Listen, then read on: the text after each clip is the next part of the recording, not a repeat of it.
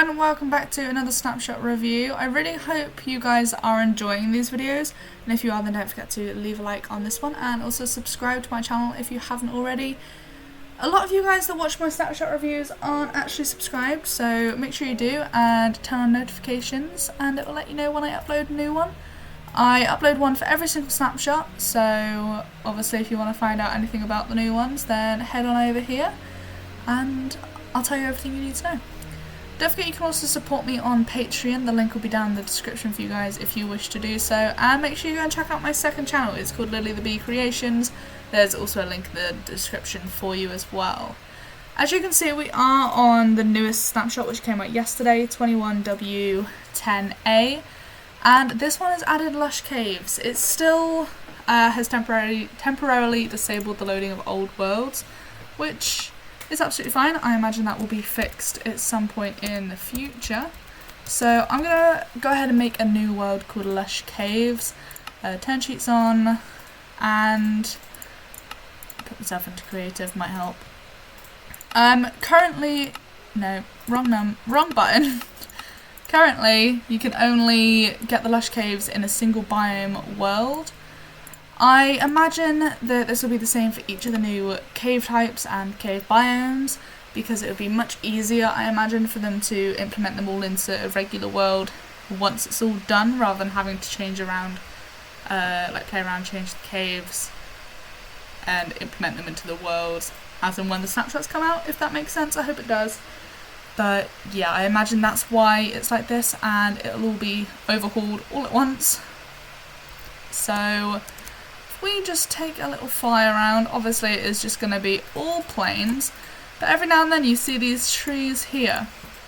So these are actually the trees that show you that there's a lush cave below them. The trees are called Azalea Trees, and as you can see we have got a lot of them around. I imagine on a regular world there'll be less of them because there'll be less lush caves. That's hard to say for some reason. Obviously this is just fully lush caves, this world, so obviously there will be a lot more of these Azalea trees than there would be in a regular world, I'd assume. But these are really cool.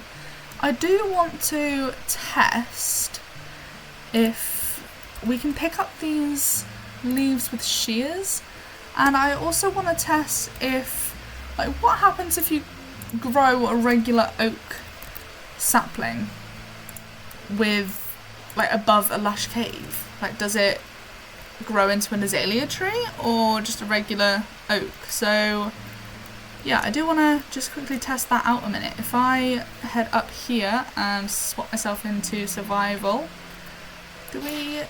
oh, we do! Flowering azalea leaves. Oh, I love that! That's so cool. I don't know why I wasn't expecting that. Oh wow, guys. This is gonna... I love this. I don't even know what I'm trying to say.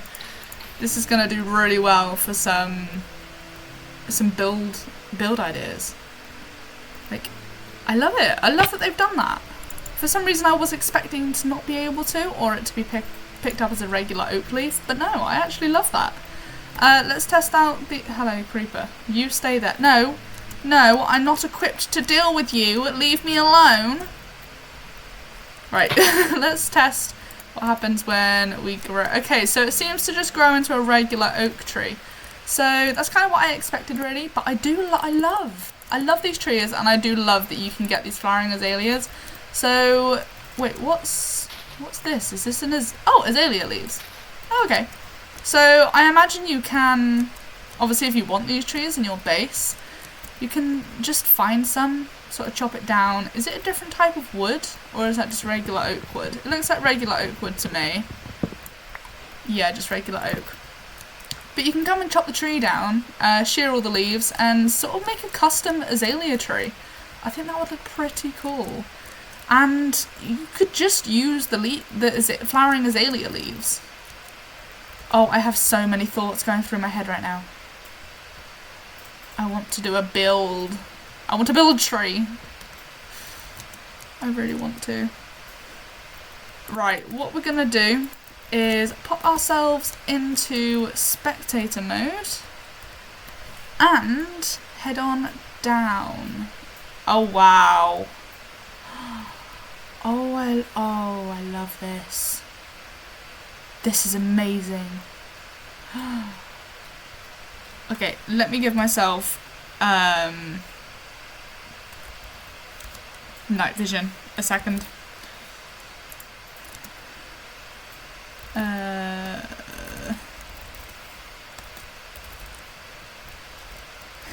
How do I do it again? If someone could, like, you know, educate me on how to do commands and how to give myself potions and know what I'm doing, then that would be amazing. Like, how do I permanently give myself night vision? I don't understand.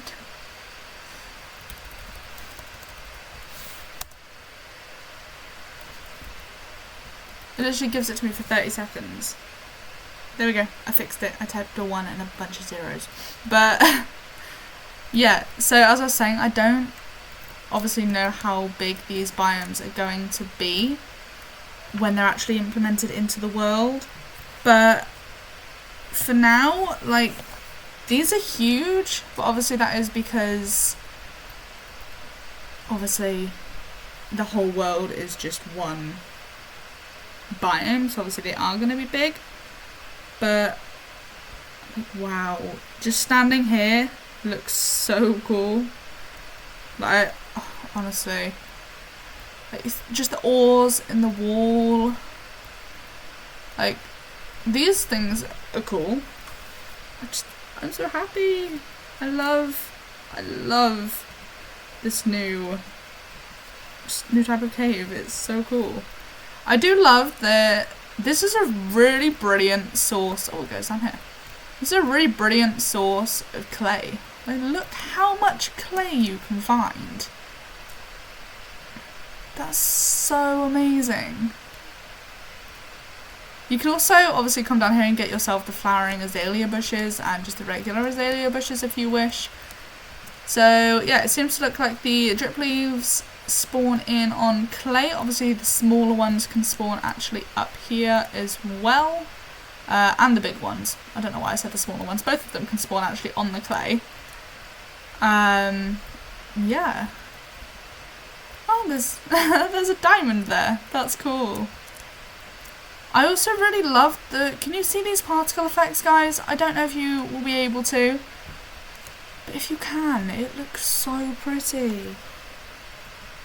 They've done an amazing job on this. Honestly, is this a geode? No. I'm so confused. Oh, wait, no, that's just tough. That doesn't spawn around a geode anymore, does it? It spawns in place of andesite in the deep slate layer. Ah, I remember. Honestly, though, this is pretty cool. Let's see if we can find a cave with a mine shaft. Guys, this looks so cool. Oh, wow. I know I've said this a million times, but I absolutely love this update. Imagine exploring one of these. Oh, I love it. It's so pretty. Guys, I can't say it enough. This update is absolutely amazing. Okay guys, so there have been some changes added to blocks and some new blocks added. So these are the deep slate bricks that were already in the game, but they've now added cracked deep slate bricks, and the same with deep slate tiles. They've added cracked ones. Oh, I fell in a hole.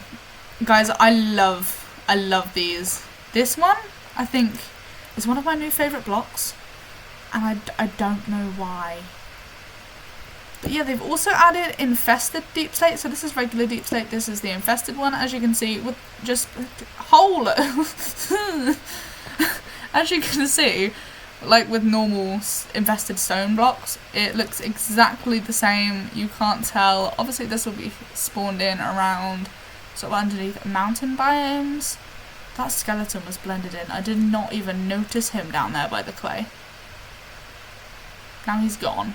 He just poofed out of existence. No, he's behind that. But yeah, so obviously these look exactly the same. They're going to be found in mountain biomes. And replacing the infested blocks in mountain biomes, because obviously you'll know that they're infested if they're just stone and they're in deep slate, because why else would there be stone in deep slate, you know? So I do like that they've added the infested variant of this.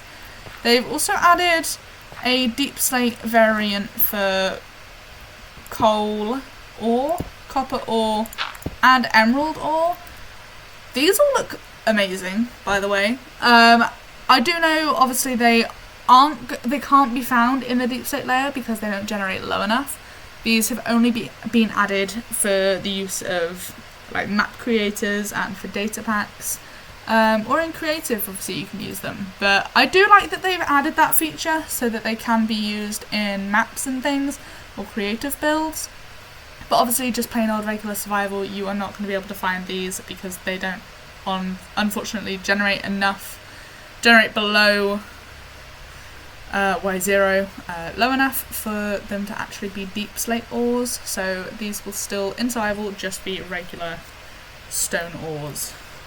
So deep slate now has 3 rotations similar to a log.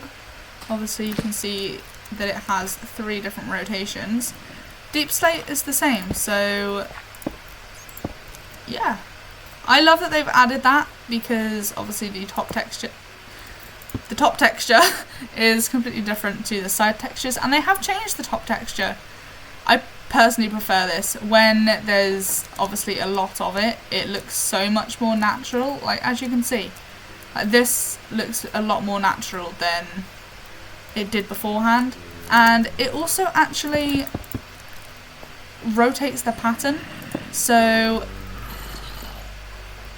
I love that, because it's a bit more random, a bit more variant in the blocks. There is a lot of mobs down here.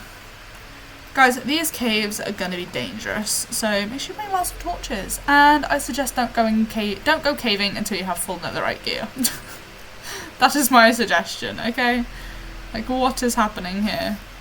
Lightning rods can also apparently be waterlogged now, but just placing them into the water doesn't work. Okay, no.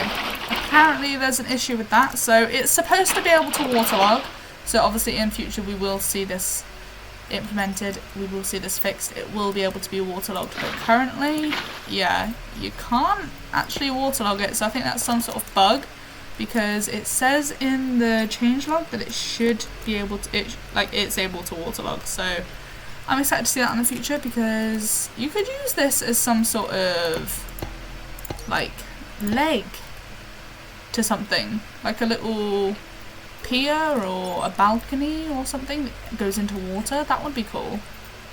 I also just want to say the texture of, sorry, I forgot the word then. The texture of the iron ore has actually been changed again, and guys, I much prefer this way. It looks so much more classic, looks a bit more natural than the lines we had on it. I think that looked a little bit too forced. Is forced the right word? I don't know. You guys can probably see what I'm on about. This looks a little more natural than obviously it did beforehand, and I really like this new texture for them. If you guys don't already know, you can actually find fossils underground. I have had a look around and I can't see any near where we are, but I just want to say, obviously you can get coal ore generated with the fossil.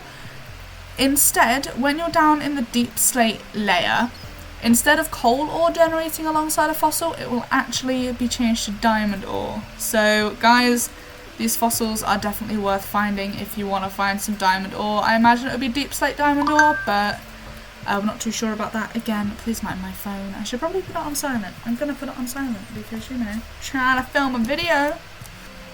So the ore distribution has actually been changed again. I will put a picture up on screen for you guys. As you can see, there have been more emeralds added into the future mountains. Definitely more lapis. There's less copper, gold and redstone. And smaller diamond blobs. So the diamonds will spawn in smaller vein.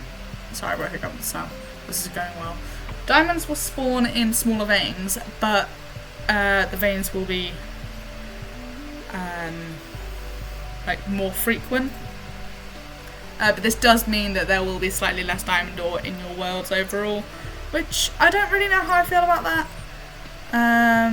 But yeah. So there's also less iron, and it does generate a lot lower down than it did, which I do like. And there's also reduced air exposure for coal, which I find a little strange because that's obviously something that you're definitely going to need very early on in the game. But I also do like it because it makes you work that little bit harder to find your fuel source. You could just use charcoal until you do, but it just makes you work that a little bit harder, if that makes sense, and I do actually quite like that. And just a couple of technical changes within the game before we end off this video. The game now runs using OpenGL 3.2 core profile. So, I mean, I don't use that, but for those of you that do, obviously you'll be happy to know that Minecraft can now run using that. And the And the maximum size that you can spawn in a slime is now 128. So you can summon massive slimes up to the size 128. And the give command can only give up to 100 stacks of one item at a time. So for example, that would be 64,000 stone or 100 unstackable items like 100 iron swords, for example. There have also been a lot of bugs that have been fixed in 21W10A. So obviously if you want a better look at this, you can head over to the Minecraft.net website where it will show you all of what I've just gone through today. So if you would like to go through the information again, then obviously you can head over there and check it out. But that is it for this video. I hope you guys did enjoy it. If you did, then don't forget to leave a like and subscribe. Comment down below if you are just as excited for this update as I am. But I can't wait. I genuinely can't. I think I can't wait for the mountains, to be honest. I think Lily Plays Minecraft Season 2 is going to be epic. The biome choices for where my base is going to be is just going to be caves or mountains. And we'll do one or the other. And yeah, that could be interesting. But yeah, I really can't wait. Let me know what you guys think of the Lush Caves. And again, don't forget you can support me on Patreon using the link in the description down below. That will also get you access to my Patreon-only Minecraft server. And also go ahead and check out my second channel, Lily the Bee Creations, also in the description for you guys as well. And I'll see you all in the next video. Thank you so much for watching. Bye!